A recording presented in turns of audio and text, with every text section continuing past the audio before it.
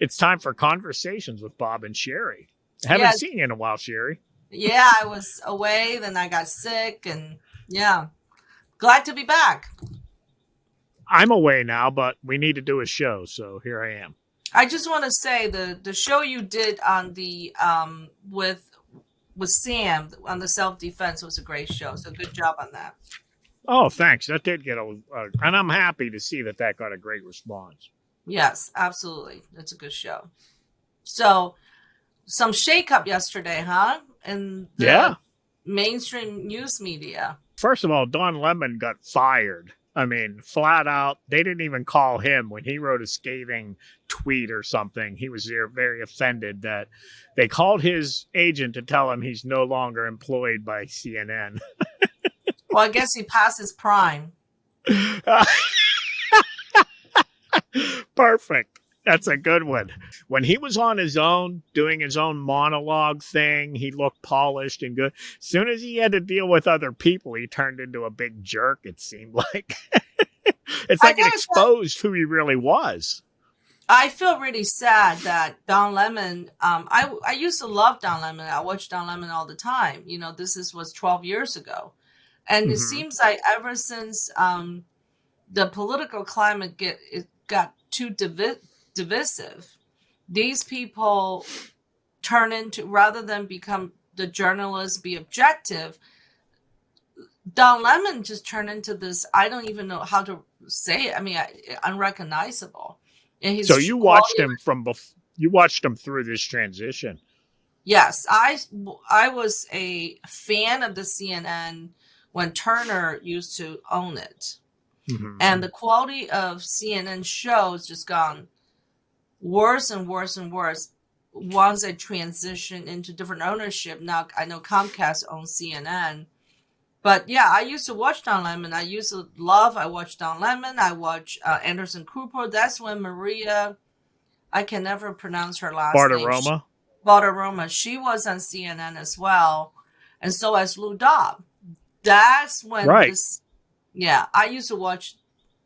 It gives you both views, and Don Lemon was always very he was a centrist. You know, he never went left or right. He always kind of stayed in the middle, and I always felt like he's very upfront with his views, and I've always agreed with him. And I don't know what happened once they changed management. So in some ways, I felt like, so which one is the real Don Lemon? The one before Comcast took over, or the one after Comcast took over? So could he be a product of the bias of the news media from management, not necessarily from himself? Yeah, I mean, I think what happened, as you're talking about it, Fox News began targeting a market, the underserved conservative market. So it's not like they lie, but they give news a spin, and they do a lot of analysis that appeals to a conservative audience, which turned 24-hour news into somewhat of an entertainment. So you had news program, but you also had entertainment. And I kind of liken it to the Morton Downey Jr.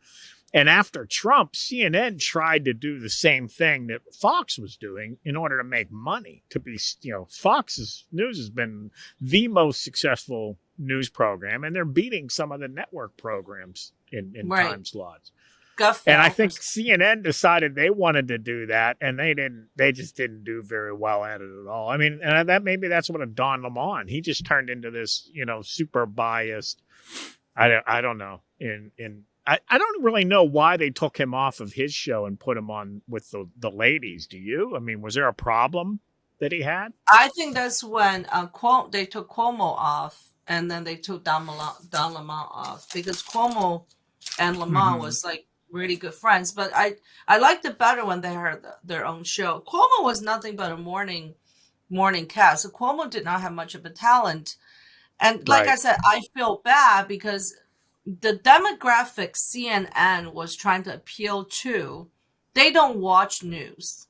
Mm-hmm. Conservatives watch news and watch a lot of news. And so for them to try to cater to progressives and the social justice warriors, those are not the people that sit there and watch CNN anyway. Right. So yeah, I think good point. they kind of like Bud Light. They just kind of missed the mark. Literally. So Tucker, it's funny to me because I see people reporting the Tucker like it's the same thing as Don Lemon. It couldn't be any more different. I mean, Tucker was at the top of his game. He's by far the star of Fox News. His streaming program, he has tons of content on their streaming platform. And, I suppose the settlement with Dominion voting system was a catalyst to this, but there's definitely more to the story. I mean, I think that, put it this way, Don Lemon, who knows if he'll work again, but Tucker, he can do whatever he wants. Don Lemon can go on The View. I mean, Don Lemon I think he has a great future. He'll go on It's The for View. women, though. Wait a minute. It's a women's show. Wasn't that a big part of his problem? Well, it doesn't matter. He'll get onto a lot of these liberal shows, The Talk, and every afternoon shows. I don't think he'll have any problem. And Ellen DeGeneres, her talk show probably needs someone to replace. And if you watch Anderson Cooper, once Anderson Cooper come out of the closet and let everybody know he's actually gay, he's been on so many entertainment type shows, and he's doing very well. So I don't think Don Lemon will have a problem. Actually, I'm looking forward to see Don Lemon outside of CNN to see how he really is, because he might have way more freedom to express himself. I did watch the No Spin Zone with what's his name? Bill O'Reilly.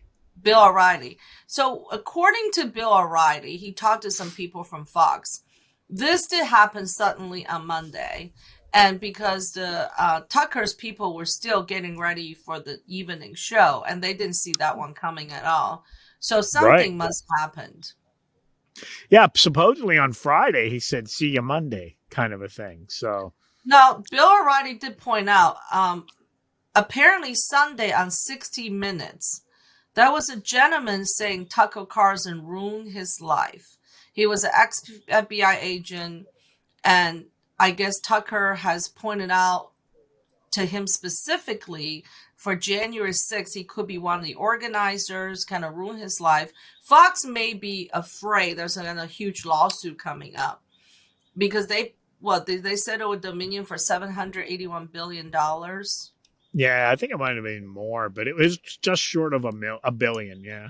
Right. So I think that, I think that personally, I think that could be a problem. So they immediately suffer ties before the lawsuit comes in. So who knows, but I don't think Tucker's going anywhere. If anything, Tucker is just made an announcement. He's going to start doing a live stream on Telegram. Did you hear about that? Okay. And then I didn't. He made an announcement. He's going to talk about on Telegram exactly what happened. So that's going to boost the Telegram.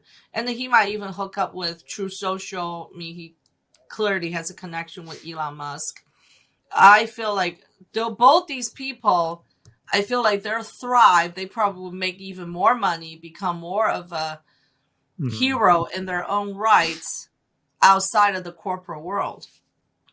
Yeah, I mean, I think Megyn Kelly is at her best now that she does her own thing. She just started doing a podcast. She got picked up by SiriusXM.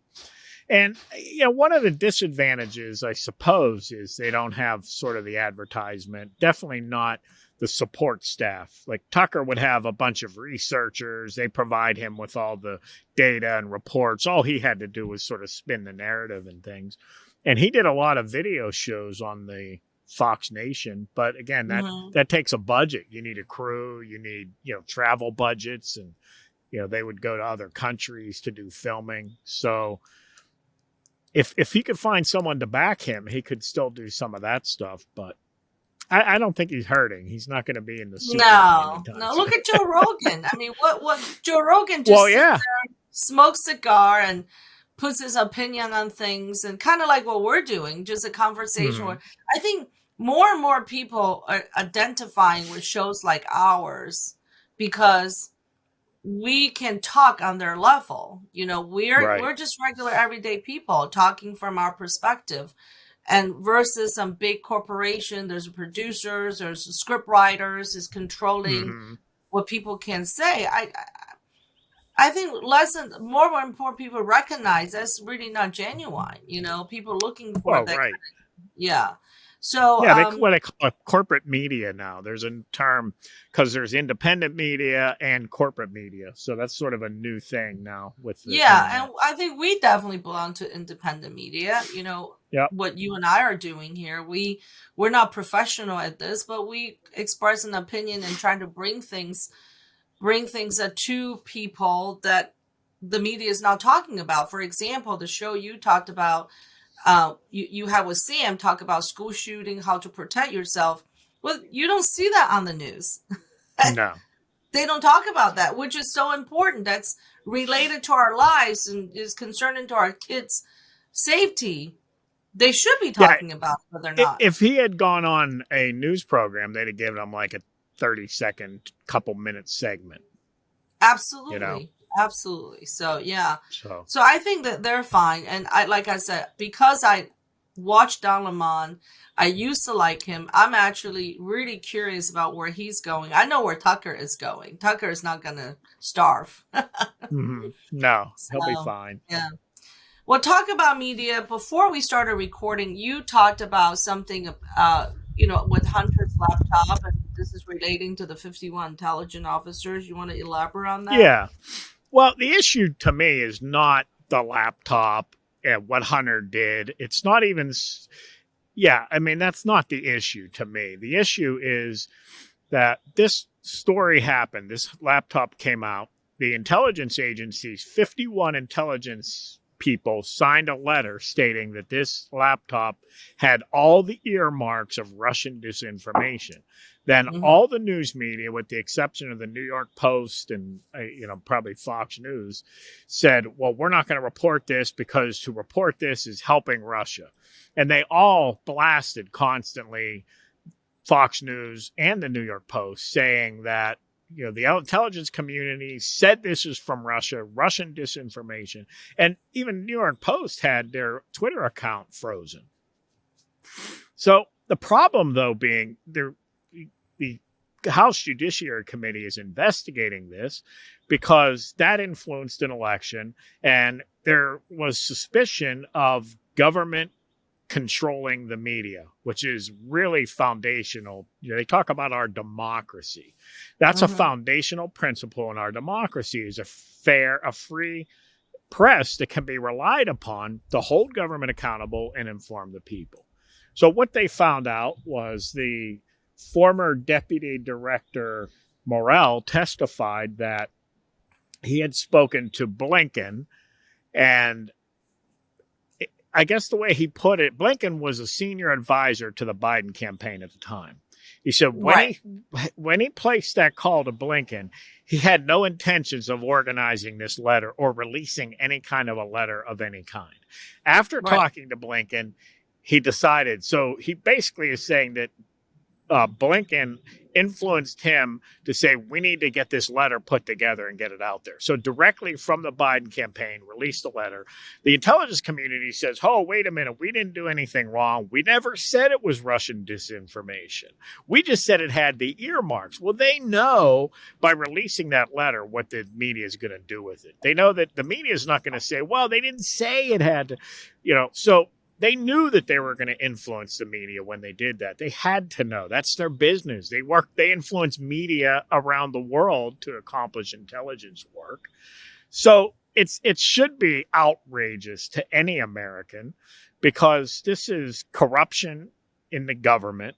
It's political corrupting the media and influencing an election. This is what everybody was supposedly so outraged against Trump for. And I'm reminded of a quote by John Adams. It's a well-known quote. He said, our Constitution was made only for a moral and religious people. It is wholly inadequate to the government of any other. Morality and virtue are the foundation of our republic and necessary for a society to be free. So that last part wasn't part of the quote. That was from the John Adams Academy. So we have a system giving all the people freedom, and we protect the media from government influence and interference. Well, that only works if the people have some kind of moral fabric that they share. That, there's nothing stopping the media from becoming a state media. They can choose to do that. They can choose to be a media like what China has or what Russia has always had. But it's only that. So that's what John Adams was saying. We're giving people the freedom to do good or do bad. And unfortunately, it's only going to work if people choose to say there's certain things that are off limits. So any organization that puts out any kind of a story saying threat to democracy, if they participated in this, if they're not currently calling out the intelligence agencies and themselves for what happened here, then they don't care about our democracy, period. They just don't. It's all for show. And it's a complicated mess. I realize that there's profit motive is probably the most powerful thing behind it. But, there's also bias. This is beyond media bias. I mean, this is an activist media. This is a media influencing elections and deceiving the American people. It's just unacceptable. And every American, I don't care whether Democrat, Republican, Independent, they need to pay attention to this stuff and start to voice their concern. They can't let this happen. Well, if you have a couple generations of people that came out of college thinking America is a bad country and thinking we need to corrupt this country or fundamentally change this country, that's a narrative when Obama was in office, then they're thinking they're doing the right thing. They're not really looking out for the interests of this country. Therefore, when Trump said America first, they say, oh, that's racist, right? But let's look at it this way. The policies and the propagandas today in this country, they don't make this country a better place. They show how terrible this country is, how racist it is. They try to divide the people. They don't report the news that actually matters to us, right? I'll give you an example. I just had this conversation with a good friend of mine, and she's an African-American woman. We've known each other for over 30 years. And we both are talking about how the media is pushing the whole transgender issue. Okay, so I get it. So you went from, there's 0.02% of the population are true trans people. There are people born in the wrong body. I truly believe it. But now it become a culture propaganda. They're trying to push it to our youth, into our culture. Well, here's the thing. I said to her, let's think about this for a minute. If we start confusing children from kindergarten on and say, you know what, you're not a boy or a girl. You can make that decision when you get older, and putting these kids on puberty blockers. Imagine 20 years from now. And this is interesting thing is this only happens in the Western culture. You don't see that kind of push in China, any Asian country. Don't push of that in Middle East. No one's pushing this in Africa. Only in majority Caucasian dominated Western culture, they're pushing this transgender culture. Think about what happened let's just say we let that free flow, give everybody puberty blocker when they feel like it. 20 years from now, you're not going to have people that be able to reproduce, right? So this is a slow genocide of the Western population. So in 20 years from now, guess what? You're going to have very little people come from the Western culture. It's not just the white people, because a lot of the Indian people, African American people, they're living in this culture, and even Asian. Whoever live in the Western culture that adapt that culture, this is a very strong propaganda. And I still think people don't realize, I said this many years ago, America is a beacon on the hill. As long as American democracy, constitution stays alive, it makes 85% of the country look bad. In order to destroy America, they have to destroy from within. And that's exactly what people are doing right now. So when you talk about the media not being responsible, They feel like they're being responsible because you have all those people being educated 10, 20 years from the college. They truly believe they have to be fundamentally change America. Change to what? They really don't know, because they don't know any other way of living. Mm-hmm. Well, I want to disagree on the wrong body way of putting it, because that assumes that what's in here is the correct thing and what's down there is the wrong thing. I think it's a psychological disconnect between the biology and their psychology. They are a percentage of the people that were born and they wish they can be another sex. I mean, but that's a very tiny percentage of the people. Well, yeah, it's called gender dysphoria. They are extremely uncomfortable in their bodies. But so I wouldn't say that that's a person necessarily born in the wrong body. It's a person born with a psychological condition that makes them uncomfortable in the body that they're in. Right. But that, so I don't think anyone fully understands it. It's more, the pseudoscience that they're going by now is more ideology, I believe, than science. But now no one can pinpoint chemically in the brain or whatever. Right. Now it is. But there are people really go through the effort and change their body into a different gender. That's a small percentage, but today's world, now they're saying, I can be a trans, I can still keep all my parts. Well, then you're just, that's why you have the non-binary. The other day I learned there's a trigender.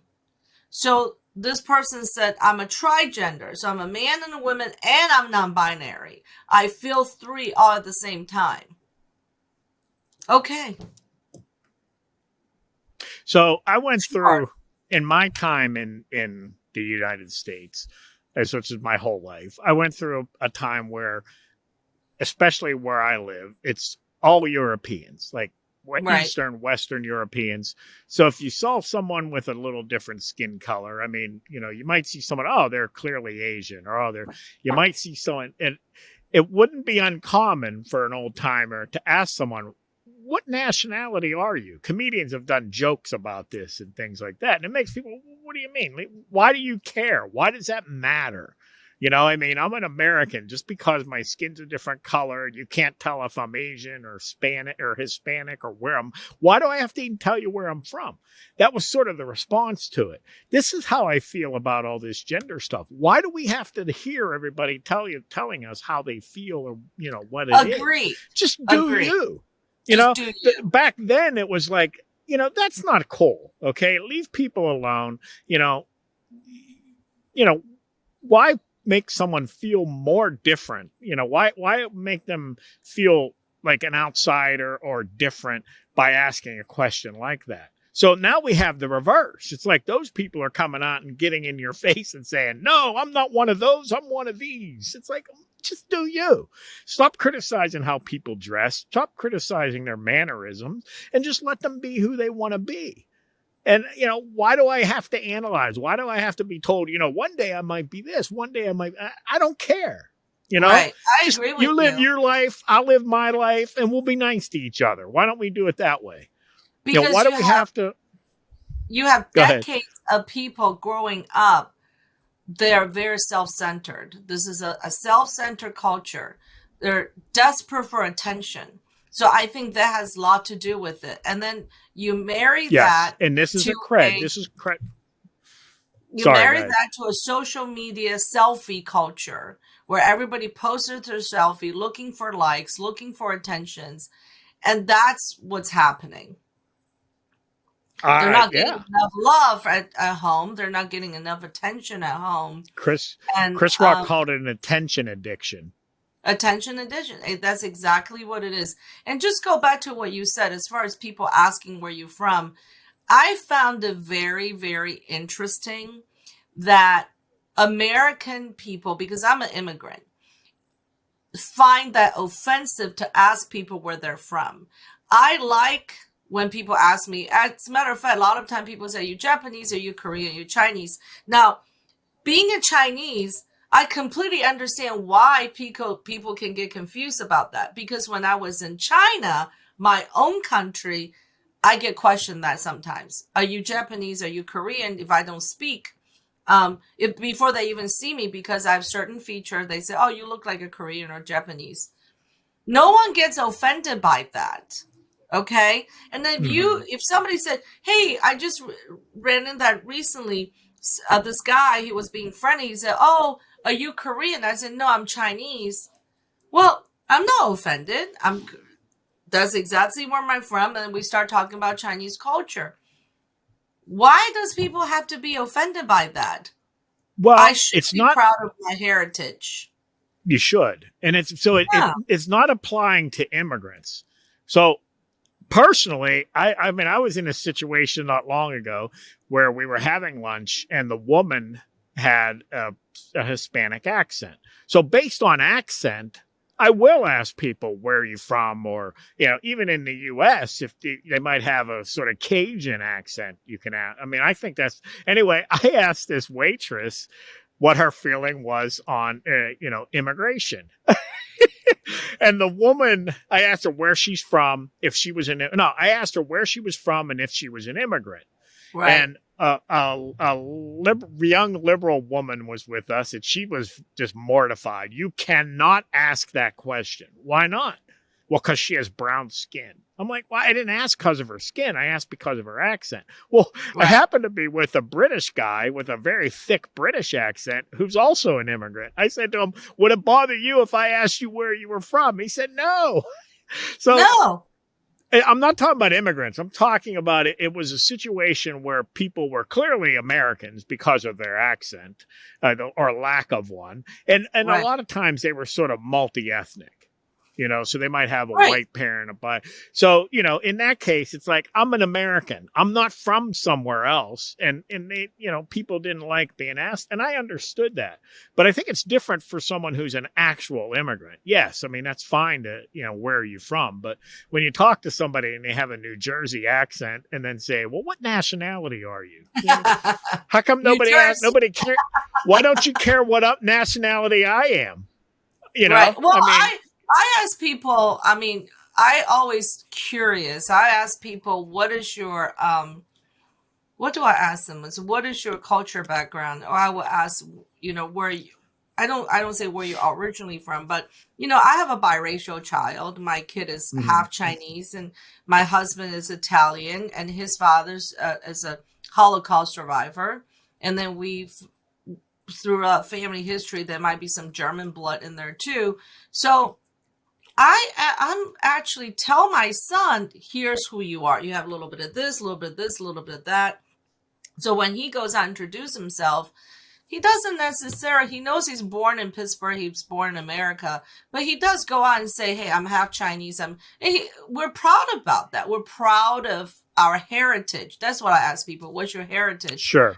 I think people should be proud of their heritage, not necessarily be shy away from. I think the problem with America culture is so fluid, and people are always looking for something because they don't have enough foundation. So if you come from a family, where your foundation, where your heritage is. I think that help build some type of foundation in a child's life. More focusing on that than focusing all the other stuff that ultimately doesn't matter. Just makes you become an ultra sensitive person. Well, and for me, I'm primarily German Irish. On my father's side, his father was fully Irish, and I think his mother was pretty close, if not fully German. Okay, so he was sort of 50-50. Well, if you go back to my grandfather through his family, they're all Irish. And I did some of the genealogy stuff. So if you go back just a couple of generations in the U.S., there were different ethnicities, all kind of clustered together. Right. The Irish stuck together, the Germans. In fact, families of people, when they had their kids and moved out, even though they were in rented properties, they would sort of all live in the same neighborhood. But that's all changed. So now, I'm German Irish is no different than somebody who's, Norwegian and some other, thing. So after a while, that's the melting pot effect, I guess. After a while, those Well, that would be distinctions like disappear. if I don't know you, Bob, and I see you the way you look with the beard and everything, I could mistaken you as a Jewish rabbi, right? So will you be offended if you No, sound I German wouldn't. Irish? I could be like, no, you're not. I mean, No, would you I be wouldn't. offended? It seems like No. if you're white Caucasian men, people can say anything they want to you. You don't. I would never worry Yeah. about saying anything to a Caucasian man and worry about them being offended. Is everybody else have to worry about me being offended? And that's just not right. Because if somebody said to me, are you Korean? And I said, no, I'm Chinese. Most Americans would accept that answer as yes. If I would said that in China, you know how many times people say, no, there's got to be some Korean in you. I'm like, no, there's not. Right? But no one gets offended. Everybody makes such a big deal out of it. It drives me crazy. There is a transgender TV host. She married American. She's a dancer. Now she's been transgender for many, many years. And I watched the short. She did an interview with a foreign press in front of, this is in China. She did an interview. And she's a huge celebrity in China. This is what she said. She said, there's transgender people, there's homosexual people, lesbians, gays, throughout 5,000 Chinese history. No one made anything of it, right? I'm a transgender. I'm hosting a TV show in China. No one cares. No one makes any big deal out of it. It is you guys that want to put people in boxes, and that makes everybody so sensitive. When you say you guys, are you talking to me? No, Western. What this is what she said. I'm just quoting what she said. Oh, I'm sorry. Okay. No, I'm quoting what she said. Sorry about that. And then she said, years and years ago, which is true, when I was growing up, it's nothing for two grown adult men to hold hands on the street.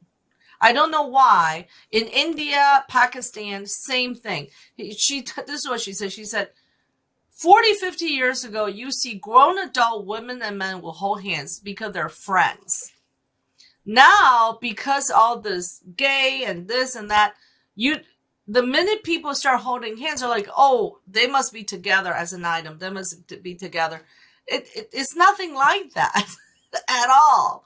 So I think people need to take the attention out, focusing on something more important, right? Mm-hmm. Yeah, and that's another topic I want to move on. Is that I sent you the link for the Pennsylvania Department of Education, the guidance to teachers. All right, it's part of Pennsylvania Department of Education, culturally relevant and sustaining education program framework guidelines. Right. And what it does, it's sort of a curriculum overview, like an outline. It doesn't explain what the actual teaching is. So it lists the competencies for a culturally relevant and sustaining education. So competency number 1, reflect on one's cultural lens. And it says, to teach educators to reflect on their own life experiences, membership into an identity, race, blah, blah, blah. Understand that they, like everyone else, can unwittingly adopt societal biases and engage in critical and difficult conversation.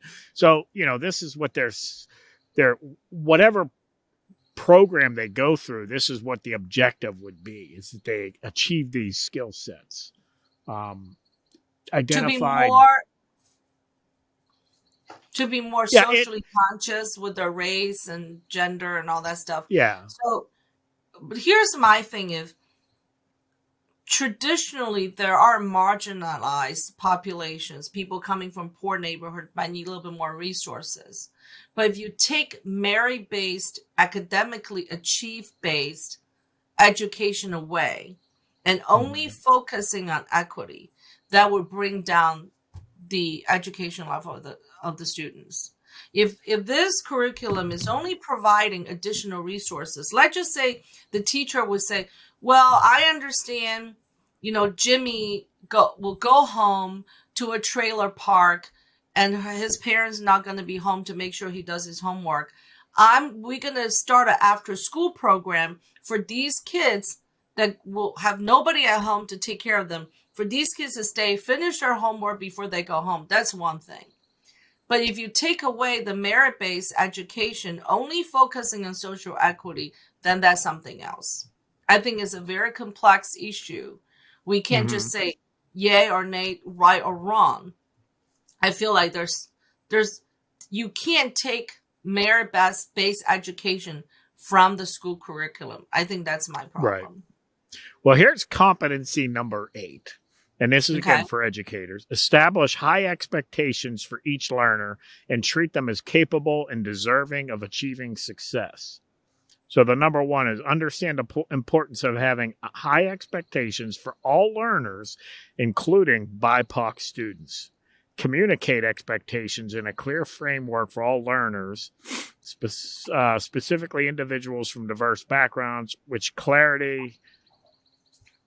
clarify and articulate the standards to which they are being held. There's another part of involving the family, to make sure. So there's nothing wrong with that. I agree with that. No, I mean, you have to look at this. Here's what I think. There's a big chasm right now. And, there is critical race theory influences on this. But if you click a couple of the links, they go right to, this is not critical race theory. We don't teach critical race theory. I mean, what we need to have is an honest conversation to have people understand where the boundaries are. And so I think there's a lot of people on the right who overreact to some of the things they hear. They say, when they hear one little thing, they do the whole broad brush thing. And, it's like sacrilege, get it out of there. But also on the left, they're not willing to be transparent and open about what they're doing, which I think they probably have some things they want to hide, but it certainly gives the appearance that they want to hide something. So, it's so politicized, and like you said, there's some merit to some of this stuff, but if it gets too much emphasis, if you start to degrade academics and performance and teachers become all about social activism, then that's a problem. I think there is a too much activism focus in the education system, but maybe it's a transition. Maybe it's a growing pain.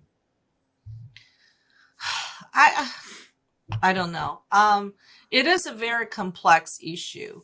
There are students who need additional resources and they're not getting. That's not just from the school, that's also from their own family. We don't have a culture that focuses on education. We have a clip-based, self-indulgent headline culture. I had a conversation with a friend of mine the other day, and she voted for Biden. She said, well, ever since I voted for Biden, Biden's nowhere to be found, never says anything. I'm disappointed. But there's also a lot of bad things about corruption about Trump. I said, well, give me some example.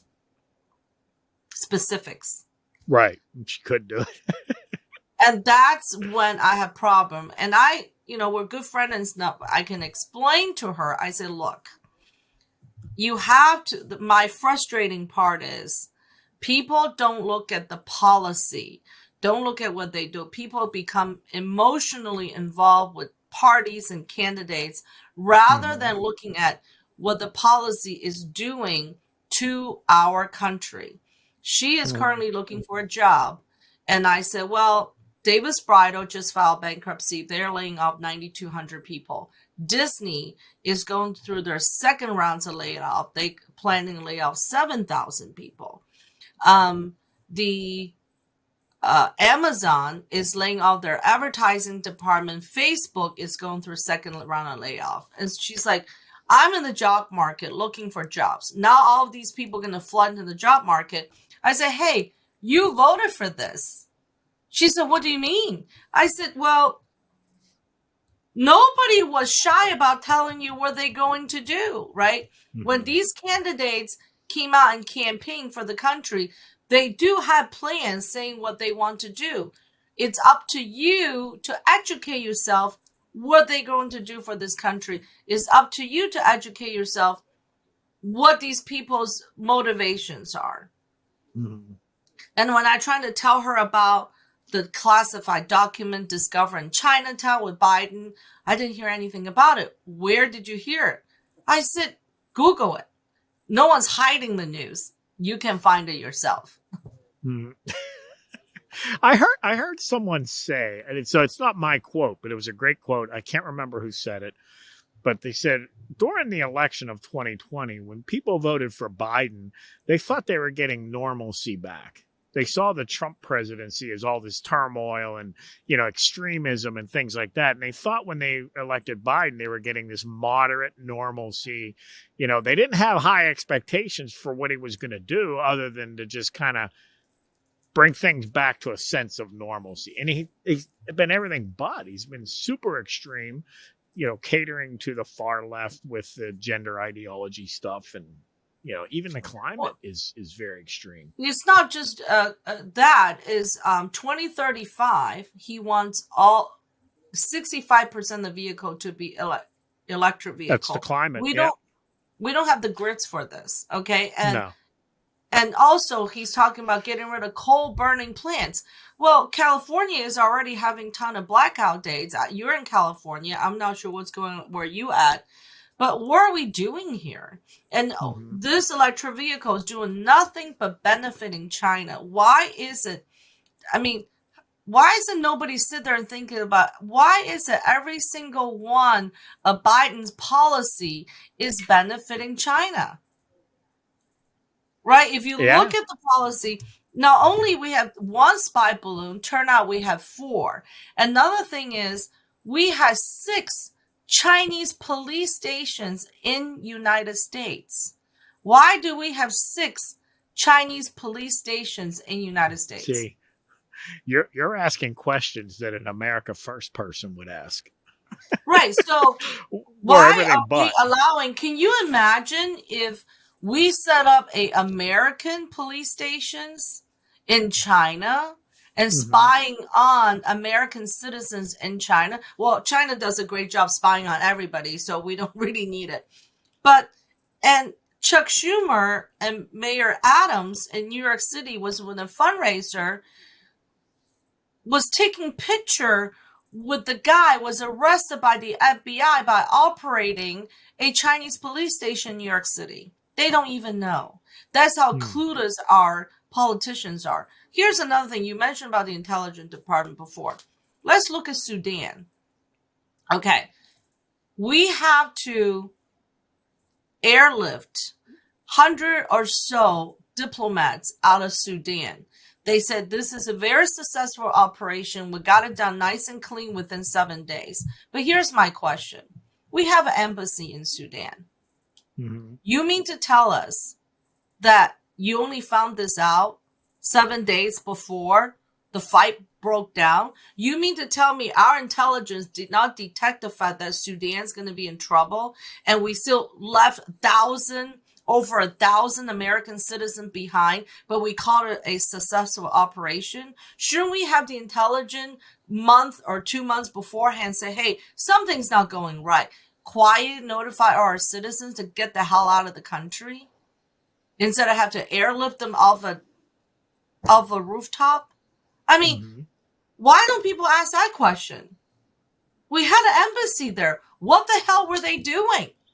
There's a real credibility problem right now with our intelligence agencies, and the Democrats aren't helping by turning it into the Republicans are defunding police. So the Republicans criticize the federal intelligence and law enforcement for some obvious concerns, and then Biden turns it into they're the ones that really want to defund police. I mean, it's like a childish, if it wasn't so harmful to the country, it would be funny.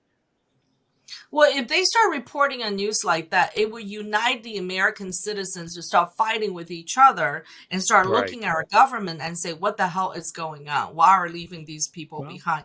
No one's questioning Afghanistan anymore. We have hundreds of thousands of people still back there and hiding, right? And we're funding the Taliban. The guy from the Department of State saying, I have no idea where the money is.